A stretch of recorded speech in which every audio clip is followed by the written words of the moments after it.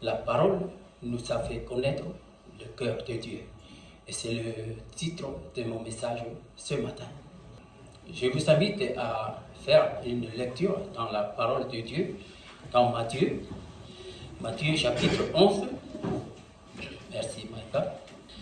En ce temps-là, Jésus prit la parole et dit: Je te loue, Père, Seigneur du ciel et de la terre, de ce que tu as caché ces choses aux sages et aux intelligents, et de ce que tu les as révélées aux enfants.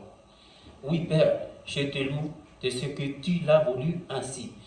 Toutes choses m'ont été données par mon Père, et personne ne connaît le Fils si ce n'est le Père. Personne non plus ne connaît le Père si ce n'est le Fils, et celui à qui le Fils veut le révéler. Venez à moi, vous tous qui êtes fatigués et chargés, et je vous donnerai du repos. Prenez mon joug sur vous et recevez mes instructions, car je suis doux et humble de cœur. Et vous trouverez le repos pour vos âmes, car mon joug est doux, mon fardeau léger. Amen. Prions le Seigneur. Seigneur, c'est vrai que sans Jésus, nous ne pouvons pas comprendre ton cœur plein d'amour. Mais tu nous as donné Jésus, et en Jésus, nous connaissons tout ton cœur. Ce matin, je te demande la lumière de ton Saint-Esprit, conduit ta parole ce matin, car ton peuple a besoin d'entendre ta voix ce matin. Au nom de ton Fils Jésus-Christ. Amen. Frères et sœurs, comme le cantique qu'on a chanté tout à l'heure, proposé par Evelyne, la parole de Dieu nous fait connaître son cœur. Et la Bible nous dit, comme le texte dans Jean, nous dit que Jésus, c'est lui la parole. Ici, Jésus louait son Père. On voit ici la communion de Jésus sur cette terre avec son Père pour nous. Car Jésus louait son Père à cause de nous. Car Dieu a caché les choses du royaume de Dieu pour les sages et les intelligents de ce monde, mais il les a révélés aux enfants. Et les enfants, c'est nous. Nous revenons après pour le mot enfant, car c'est important pour nous. Mais bien aimés, combien des hommes, des femmes, des milliers qui sont diplômés au très haut niveau, mais ils ne savent pas le cœur de Dieu. Et nous, le cœur de Dieu, il a ouvert pour nous à travers son Fils Jésus-Christ. Le monde ne savait pas que Jésus est le Fils de Dieu. Le monde ne savait pas que Jésus est le Sauveur de l'humanité. Le monde ne savait pas qu'il y a l'Église, l'épouse de Jésus-Christ dans ce monde. Et le monde ne savait pas que nos noms sont inscrits dans le livre de vie. Amen. Mais nous, Dieu nous a fait connaître à travers de sa parole. C'est pour ça que Jésus-Christ, le Fils de Dieu, louait son Père à cause de ça. Car Dieu nous a fait connaître les choses du royaume de Dieu, du royaume des cieux, mais pas aux sages et aux intelligents de ce monde. Et le verset suivant, il dit, il loue son Père, car toutes choses ont été données par son Père à Jésus-Christ. C'est pourquoi, frères et sœurs, nous avons tous reçu de sa plénitude et grâce sur grâce, dit l'évangile de Jean. Nous avons tous reçu. Et veux-tu mettre Maïka, Jean l'évangile de Jean, le chapitre 1, le verset 10 et 12. Il était dans le monde et le monde a été fait par elle. Mais le monde ne l'a point connue. Elle est venue chez les siens et les siens ne l'ont point reçue. Et verset 16 et 17. Et nous avons tous reçu de sa plénitude et grâce sur grâce. Car la loi a été donnée par Moïse, la grâce et la vérité sont venues par Jésus-Christ. Mais bien aimé, il n'y a pas d'autre solution pour l'homme que Jésus seul, la solution. Et il loue son Père parce que son Père a donné tout à lui. Vous savez, Jésus a tout donné pour nous. Seule une chose que Jésus n'a pas connue depuis jusqu'à aujourd'hui. Le Père n'a pas donné à lui. Et vous savez c'est quoi? Le jour de son retour. Oui. Jésus a dit que seul le Père qui connaît ça. Car si l'homme savait, il va faire n'importe quoi, partout, et ça, parce qu'il sait que Jésus va venir demain, et puis il vient, oui Seigneur, je t'attends. C'est pour ça que le Père, il n'a pas donné le moyen à son Fils de connaître, parce qu'il sait, autant qu'homme, Jésus, autant qu'homme, il peut nous donner tout. Mais cela, Dieu n'a pas permis à son Fils, parce qu'il sait que son Fils, il va nous donner tout. Mais c'est à nous de persévérer, de rester fermement dans les voies du Seigneur. Et le mot enfant, vous savez, pour comprendre les choses de Dieu, il faut que nous devenions enfants. Amen. C'est difficile, mais c'est la vérité. Il faut que nous devenions enfants. Et pour devenir enfant, il faut naître de nouveau. Comme Jésus dit à Nicodème. Jésus il a dit à Nicodème, parce que Nicodème il est venu à Jésus de nuit, Jésus lui dit, en vérité, je te le dis, si un homme ne naît de nouveau, il n'entrera pas dans le royaume des cieux. Et Nicodème il a dit, comment on fait? Si un homme, il est vieux, il retourne dans le sein de sa mère et naître. Et Jésus lui dit, en vérité, je te le dis, si un homme ne naît d'eau et d'esprit, il n'entrera pas dans le royaume de Dieu. Devenir enfant, il faut renaître, pas physiquement, mais spirituellement. Et nouveau-né, c'est le baptême d'eau et le baptême du Saint-Esprit. Il faut que nous remplissons du Saint-Esprit. Le verset 28, il nous dit, venez à moi, vous tous qui êtes fatigués et chargés. Mais bien aimés, c'est une invitation. Non seulement pour nous, mais c'est pour le monde entier. Venez à moi, vous tous qui êtes fatigués et chargés. Vous savez pourquoi le monde est en guerre aujourd'hui? Parce qu'ils ne savent pas, mais ils ne veulent pas venir à celui qui peut porter nos charges et nos faiblesses. Des fois, même nous aussi, en tant que chrétiens, nous oublions que Jésus, il a souffert sur la croix à cause de ça. Dans Esaïe 53, il y a un verset dans ce chapitre où il dit « Homme de douleur et habitué de la souffrance ». C'est notre souffrance, c'est notre douleur qu'il a portée. Mais des fois, on oublie parce que nous voulons porter nous-mêmes nos fardeaux. Mais bien aimés, nous ne pouvons pas. Non. On ne peut pas porter nous-mêmes nos faiblesses, nos charges et nos fardeaux.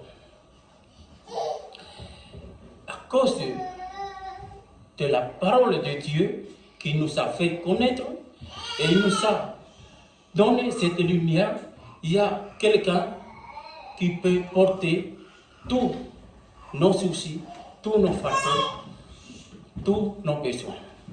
C'est son Fils.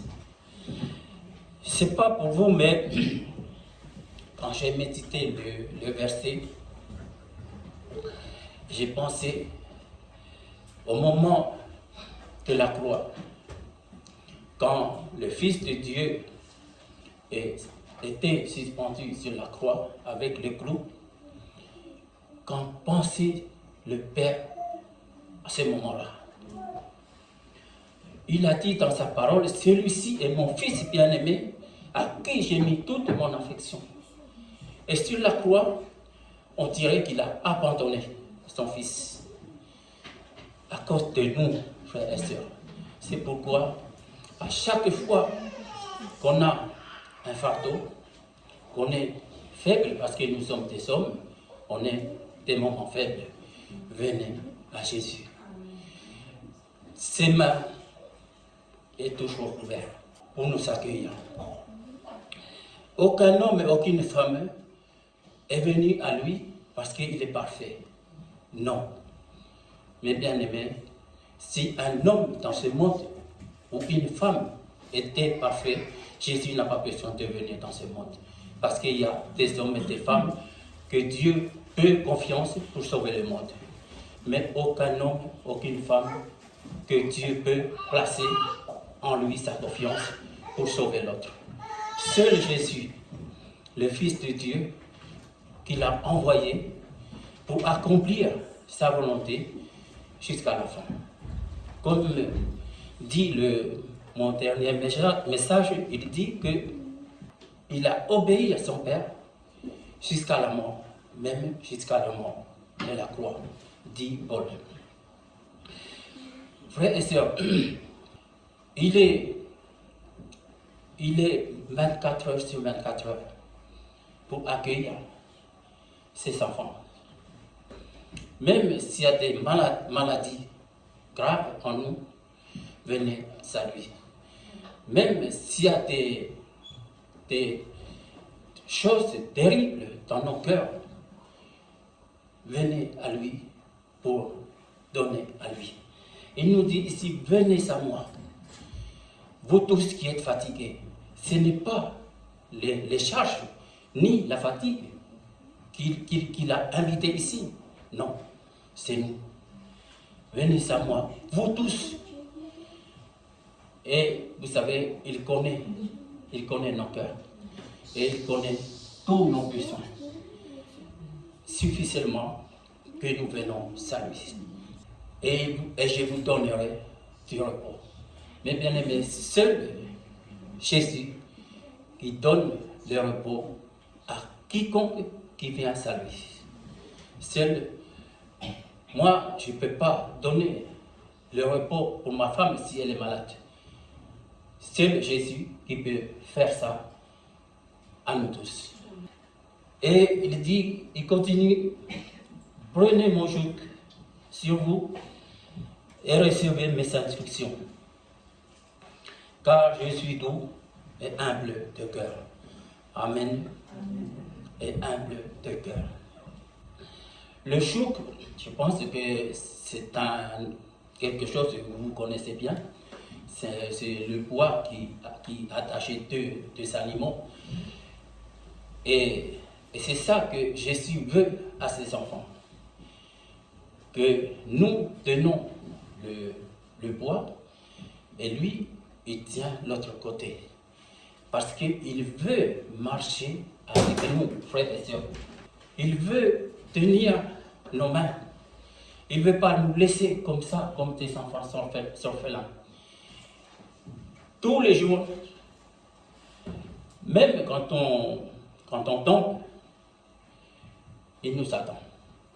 Tu relèves et tu viens à lui et tu prends le joug que tu marches avec lui. Mais bien aimé, Paul, je pense, Paul est je crois dans Philippiens, il parle de ça. Oui. Dans Philippiens, il dit, ce n'est pas que j'ai déjà remporté le prix ou que j'ai déjà atteint la perfection, mais je cours pour tâcher de le saisir, puisque moi aussi j'ai été saisi par Jésus-Christ. Amen. Mes bien-aimés, à chaque fois que nous traversons des moments difficiles, n'hésite pas que Jésus veut t'inviter de venir à lui. Venez à lui avec ton fardeau et posez à lui, posez à ses pieds, posez sur la croix. Paul, il a dit, j'ai été crucifié avec Christ. Paul, il a tout mis sur lui. Si je vis, ce n'est plus moi qui vis, c'est Christ qui vit dans moi. Paul, il a crucifié tout son fardeau sur la croix avec Jésus-Christ. Dans Matthieu 16, 24, il dit, si quelqu'un, alors Jésus dit à ses disciples, si quelqu'un veut venir après moi, qu'il renonce à lui-même, qu'il se charge de sa croix et qu'il me suive. Mes bien-aimés, pour suivre le Seigneur, il faut tout d'abord que nous renonçons à nous-mêmes, à la chair. C'est la chair qui nous bloque de suivre le Seigneur. C'est la chair qui nous bloque de poser nos fardeaux, nos faiblesses aux pieds de Jésus-Christ. La chair, imaginez-vous, pensez dans le jardin de Gethsémane, il a dit à ses disciples, veillez et priez, que vous ne tombiez pas dans le péché, car l'esprit est bien disposé, mais la chair est faible. Mais il nous invite encore ici, si quelqu'un veut venir après moi, qu'il renonce d'abord à lui, à lui-même. Mais bien aimé, c'est facile pour nous, en tant qu'hommes, en tant que femmes, de dire, mais avec Jésus-Christ, nous pouvons le faire. Avec Jésus-Christ, nous pouvons arriver à faire. Parce que moi, le premier, frère et sœur, des fois, quand j'ai vu quelque chose, et il m'a frappé, mais j'ai oublié que Jésus m'a invité tout le temps, venez à moi, viens avec ton fardeau. Et il dit, car Jésus tout est humble de cœur. Qu'en pensez-vous pour cette phrase? Jésus tout est humble de cœur. C'est où qu'on trouve dans la vie de Jésus ce moment humble et doux. Mais bien aimé, c'était à la croix. Tout ce que les soldats, le peuple juif ont lui fait à Jésus sur la croix, il n'a rien dit aucun mot. Il est doux, il est humble, pour accomplir la volonté de son Père, sans murmurer aucune parole qui sort de sa bouche, pour montrer à l'homme qu'il était triste. Non, il nous dit ici, il est doux et humble de cœur. C'est son cœur qui a porté l'amour du Père pour nous. Il n'y a pas d'autre moyen pour nous, seul Jésus qui est venu avec l'amour de son Père pour nous, dans tout son cœur, plein d'amour de son Père pour l'homme pécheur. Car mon joug est doux, mon fardeau léger. Frères et sœurs, des fois nous disons que c'est lourd. La vie chrétienne, c'est difficile, c'est vrai. Si nous marchons selon la chair, c'est difficile. Et si nous marchons selon l'esprit, c'est facile. Marchons selon l'esprit, comme Jésus nous dit, celui qui veut venir après moi, qu'il renonce à lui-même. C'est difficile parce que nous voulons porter la charge de Jésus, nous voulons porter le fardeau de Jésus dans la chair. Non, c'est avec l'esprit. C'est le fardeau, c'est l'esprit qui nous aide, ce n'est pas nous-mêmes, frères et sœurs.